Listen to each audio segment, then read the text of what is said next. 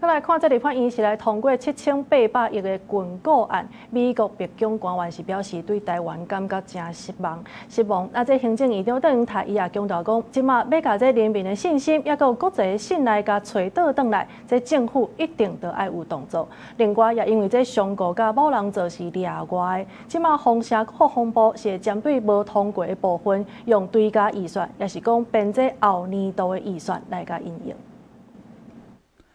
立法院783三讀通過7800億軍購案，並不是原底佇咧行政院版本的1.25兆。佇咧傳習會進前，白宮官員就表示，美方無預期對台灣的政策出現任何的改變，不過對台灣通過軍購條例感覺真失望，希望無通過部分資金會當有夠價。那麼要挽回的是人民的信心，跟國際對我們的信賴。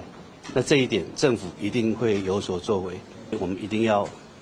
跟國際採取更密切的合作，我也希望朝野政黨能夠認清事實。杜英台嘛講，政府一定會有作為。外交部長林佳龍是強調，美方希望台灣的國會會當進行補救，希望用朝野合作，和國防預算會當支持安全政策。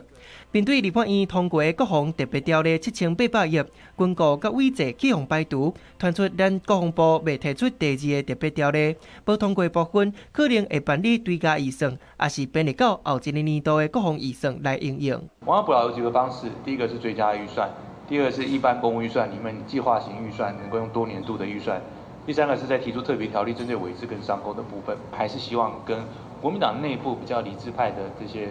朋友們來討論說，接下來我們缺的這一塊怎麼補？商售委制走平常的一般預算編列，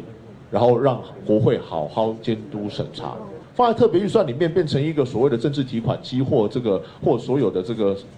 項目萬用包。因為依照立法院通過國防特別條例，行政院條例施行了後，1個月內提出專案報告，了後，佇咧2個月內編列特別預算。不過，海馬式火箭系統頭期款就要納新台票8億外，5月底就要到期啊。為着避免特別預算未付之用，國防部當咧討論要安怎來應付，希望當按時納頭期款。記者綜合報道。